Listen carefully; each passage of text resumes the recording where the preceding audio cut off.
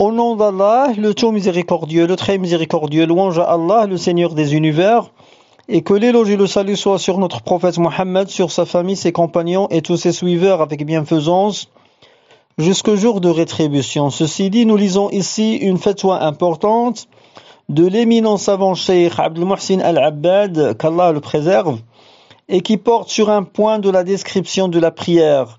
La question posée au Cheikh: est-ce que la parole du prophète, que l'éloge d'Allah et son salut soit sur lui, wa idha ammana fa'amminu, traduction, et quand il fait le ta'min, c'est-à-dire l'imam, et quand il fait le ta'min, faites-le vous aussi.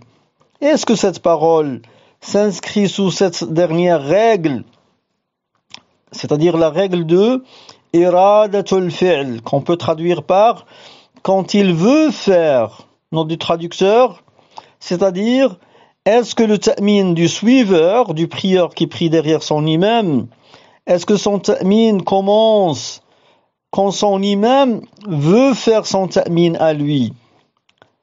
La réponse du cheikh, qu'Allah le préserve: non, ce hadith ne rentre pas sous cette règle, car il est attesté aussi sa parole, alayhi salatu wassalam, فَإِذَا قَالَ وَلَا الضَّالِّينَ فَقُولُوا آمين, selon la traduction, et quand il dit, c'est-à-dire l'imam, et quand il dit وَلَا الضَّالِّينَ, c'est-à-dire ni des égarés, dites Amin.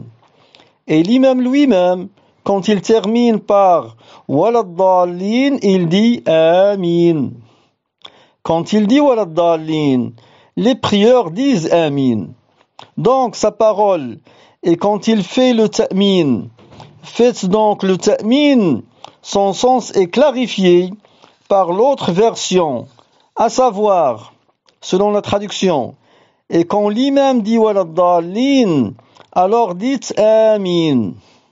Fin de citation. Lui-même il dit Amin après sa parole wala dallin. De ce fait, le ta'min de l'imam et des prieurs s'accordent, non pas que le leur doit suivre le sien.